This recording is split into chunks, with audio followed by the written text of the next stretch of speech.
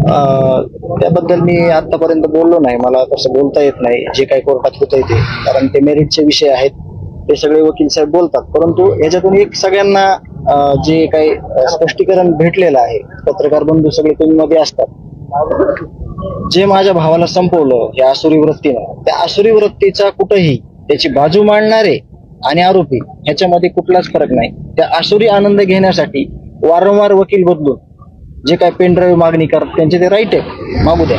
परंतु तो जरी विचार केला निसता, त्याच्या मनामध्ये हृदय आहे माणसाच्या, त्या माणसाला त्याचा विचार जरी केला तरी ते असं थक्क होतं जे मन. त्या मनाला प्रत्येक वेळेस आमच्या एवढ्या वेदना झाल्या, कारण का प्रत्येक वेळेस नवीन वकील, नवीन पेन ड्राईव्ह ते त्यांचे राईट आहे, त्याबद्दल आपले मला बोलण्याचा अधिकार नाही. परंतु ज्या आसुरी वृत्तीनं माझ्या भावाला संपवलं, तेच रिपीट बघण्याचं जे आमचा अट्टास होता, त्याहून ही गोष्ट समजते की आरोपी आणि समर्थन त्यांचं करणारे यांच्यामध्ये कुठलाही फरक नाही.